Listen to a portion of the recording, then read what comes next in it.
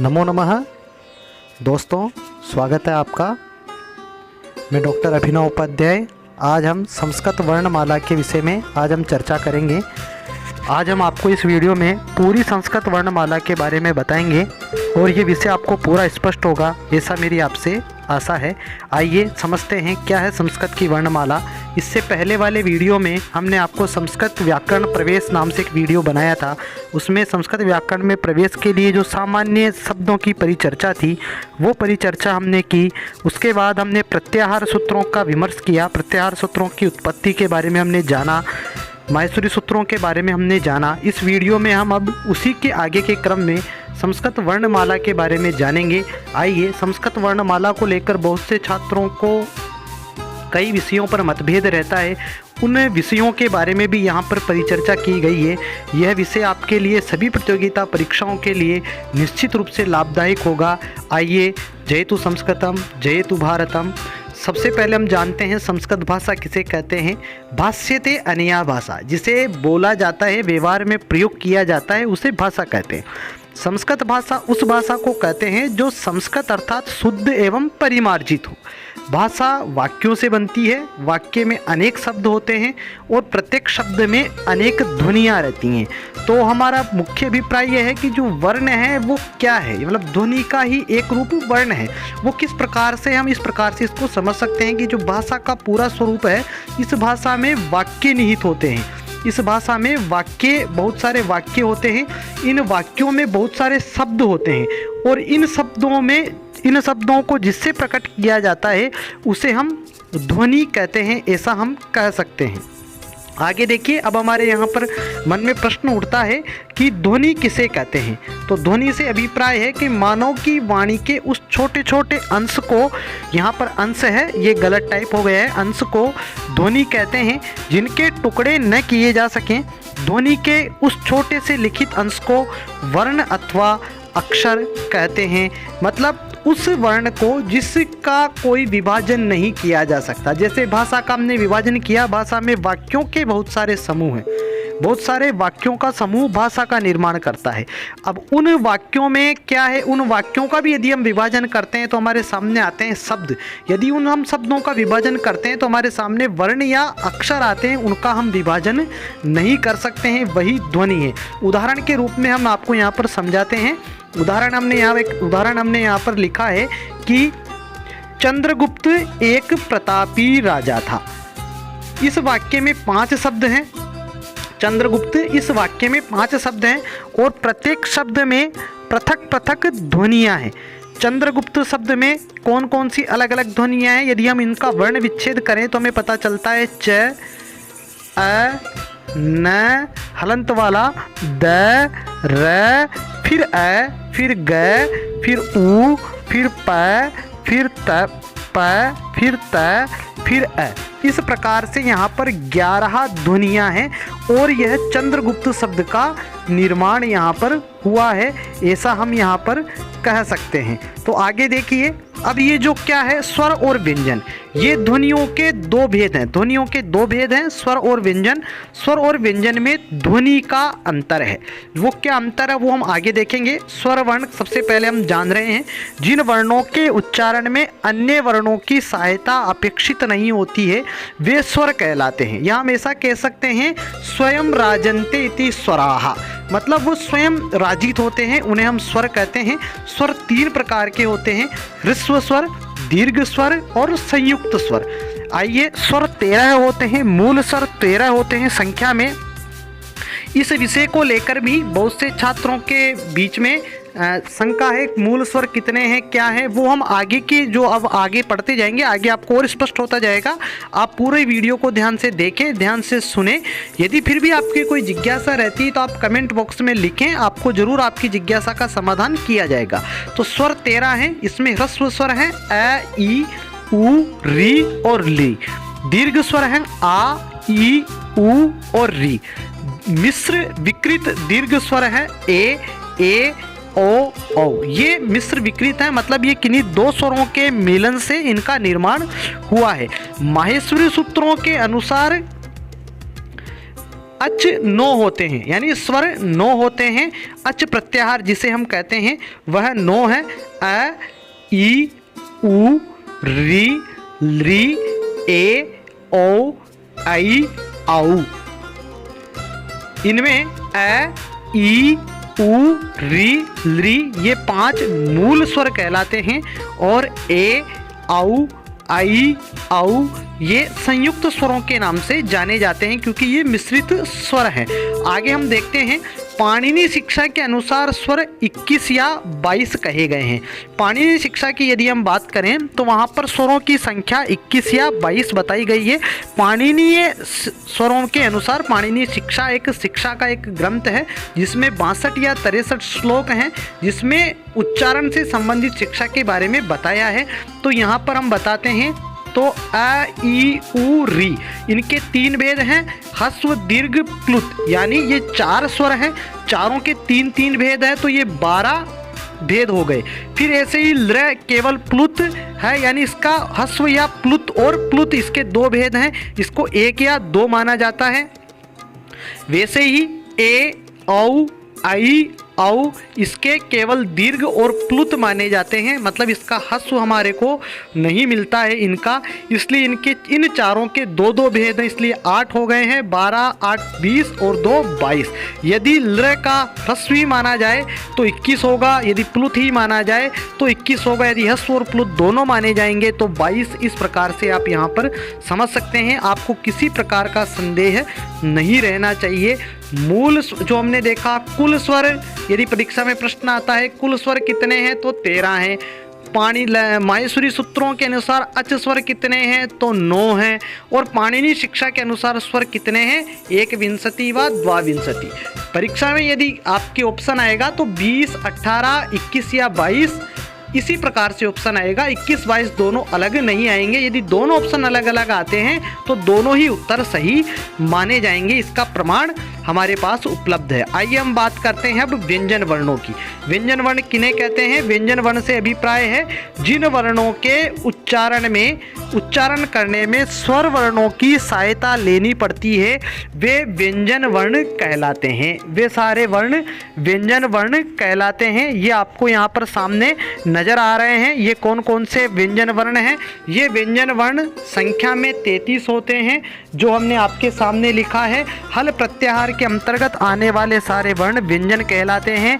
वो हैं ह, य, व, र, ल, य, म, ङ, ण, न, ज, भ, घ, ड, द, ज, ब, ग, ड, द, ख, फ, छ, ठ, थ, च, ट, त, क, प, स। इस प्रकार से ये यहाँ पर 13 व्यंजन वर्ण है, 33 व्यंजन वर्ण हैं। आगे आइए, आगे हम आपको दिखाते हैं। इसका हमने और विभाजन किया है। इसमें इनको हम इन व्यंजनों को स्पर्श वर्ण भी कहते हैं जो यही प्रत्याहार के अंदर आते हैं।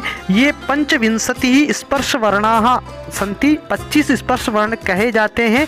कु, चु, टु, तु, पु इनकी संज्ञा भी उदित वर्ण भी इनको कहते हैं जो हम आपको आगे बताने वाले हैं।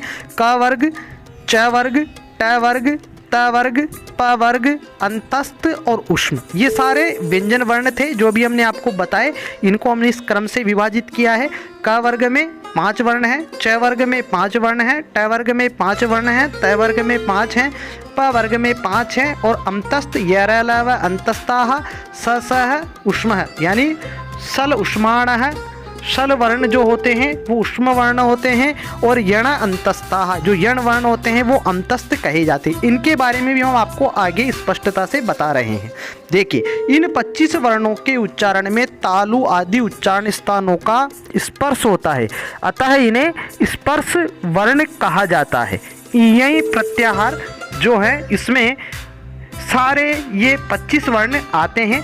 कु, चु, टू, तु, पु में ह्रस्व उ की इत संख्या होती है। इन्हें उदित वर्ण भी कहा जाता है। परीक्षा में बहुत सी बार प्रश्न आता है उदित वर्णाः सन्ति 25।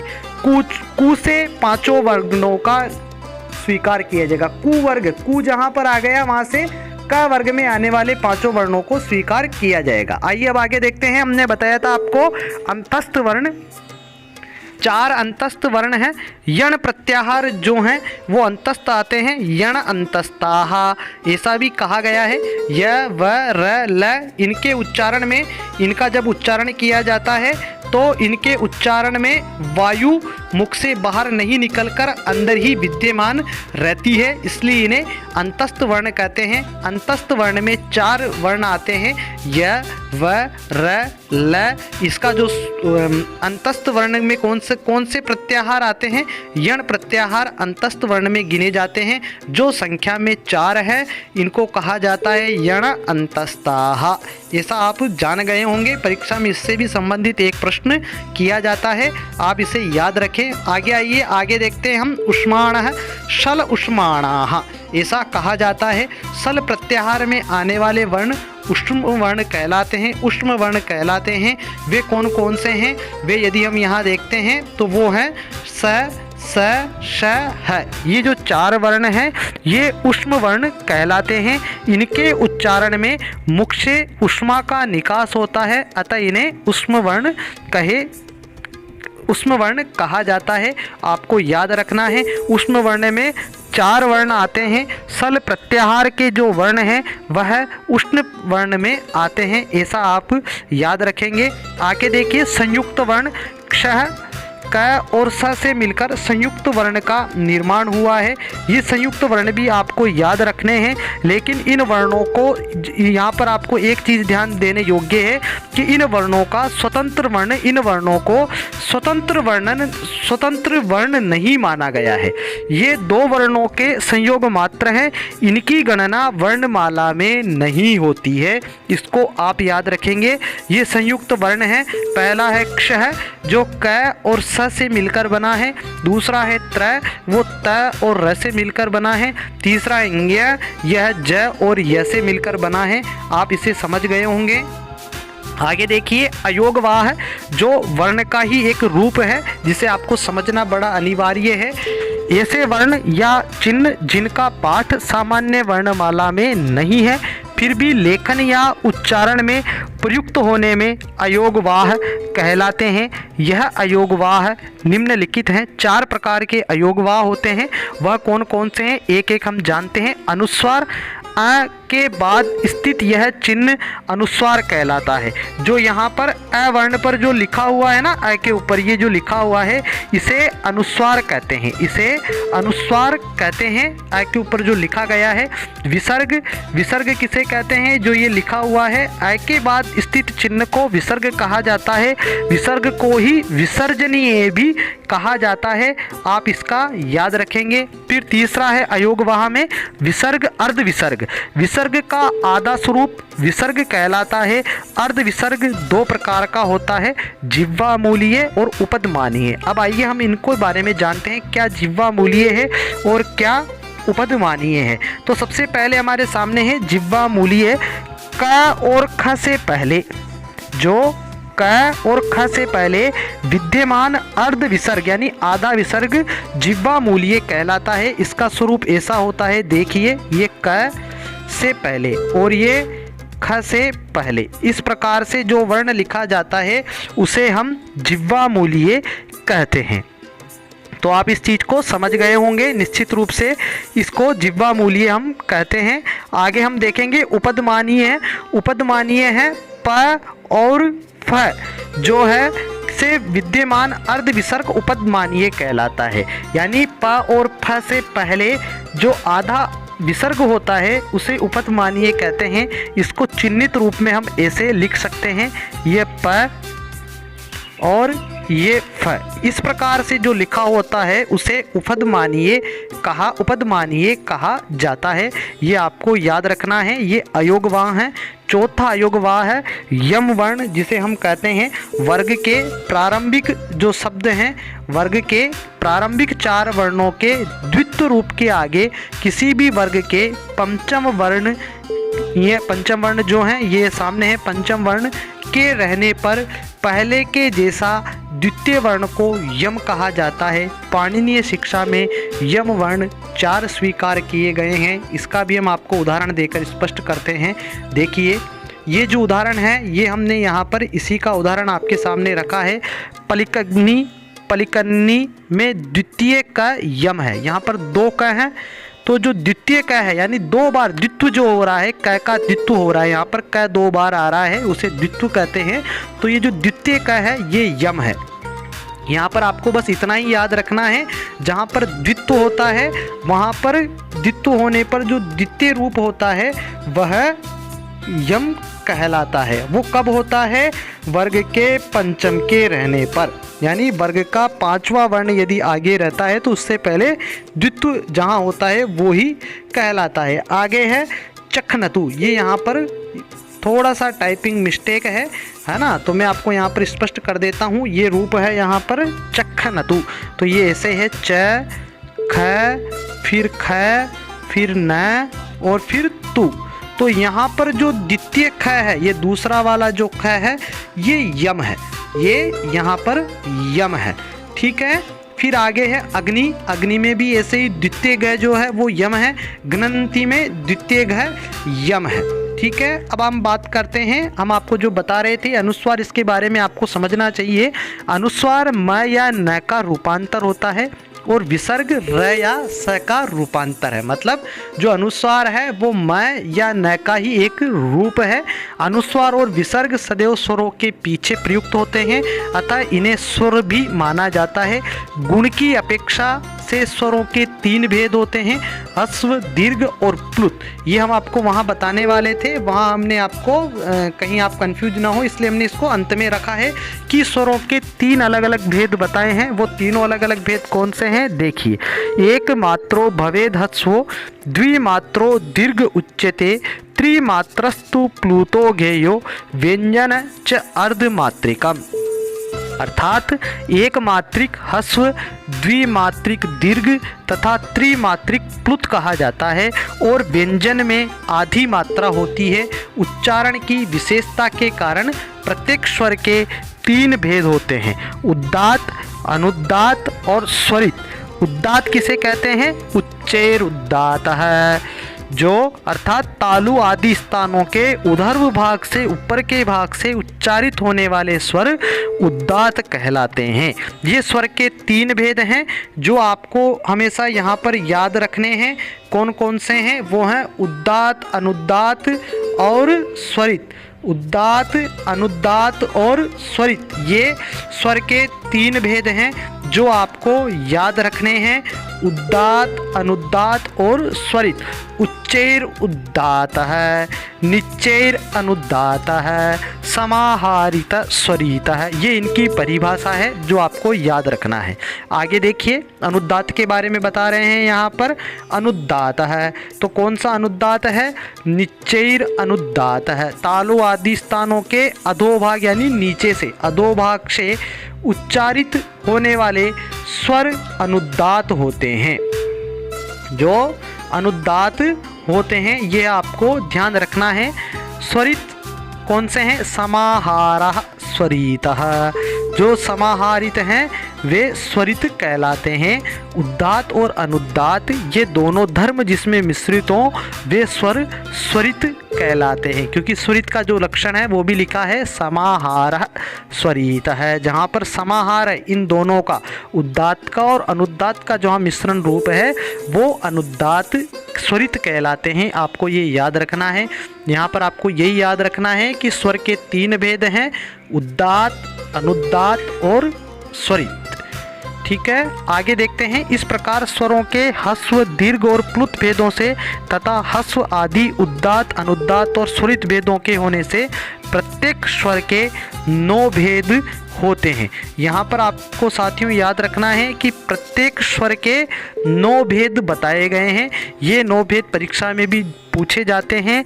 इस प्रकार से किस प्रकार से होते हैं? स्वरों के ह्रस्व, दीर्घ और प्लुत इस भेदों से तथा ह्रस्व, उद्दात और उद्दात, अनुद्दात और स्वरित भेद होने से प्रत्येक स्वर के 9 भेद होते हैं, जिनके बारे में हम आपको आगे और बता रहे हैं। इनमें से अनुनासिक और अनुनासिक भेद से प्रत्येक वर्ग के 18 भेद होते हैं, किंतु दीर्घ न होने से ल के 12 भेद और ह्रस्व न होने से ए और ए ओ आई ओ के 12 भेद होते हैं। आपको यहाँ पर याद रखना है कि ल के दीर्घ नहीं होने के कारण से 12 भेद हैं। जो हमने 18 भेद बताए हैं उनमें से ये अपवाद है, किसका ल के दीर्घ नहीं होने के कारण से 12 भेद माने गए हैं। और ए ओ औ इनके जो ए ओ ए औ के 12 भेद माने गए हैं, क्योंकि इनका ह्रस्व उपलब्ध नहीं है, क्योंकि ये स्वयं में दीर्घ हैं। आगे है अनुनासिक मुख नासिको वचनो अनुनासिका। इस सूत्र के अनुसार मुख और नासिका से उच्चारण किए गए वर्ण अनुनासिक कहलाते हैं। अनुनासिक वर्ण कौन कौन से हैं ये हम यहाँ पर बता रहा है ये सूत्र। अनुनासिक मुख नासिको वचनो अनुनासिक है।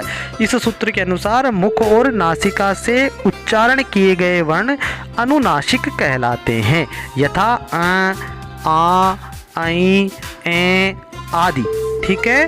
अब है अनुनासिक, जिनके उच्चारण में नाक की सहायता की आवश्यकता नहीं होती है, वे अनुनासिक कहलाते हैं। जैसे अ आ ए आई। सामान्य पाणिनीय शिक्षा के अनुसार कुल वर्ण 63 या 64 माने गए हैं। पाणिनीय शिक्षा में लिखा है त्रिषष्टि चतुष्षष्टि व वर्णा शंभु मते मताहा। इनमें कुल 21 या 22 स्वर हैं, जो हमने आपको पहले बताया। वह 42 शेष वर्ण माने गए हैं, जिनमें ये सभी आ गए हैं। कौन से? स्पर्श वर्ण, ऊष्म वर्ण, अंतस्थ, यम, अनुस्वार, विसर्ग, जिह्वा मूलीय, उपदमानीय और एक ल है जिसे दुस्पृष्ट माना जाता है।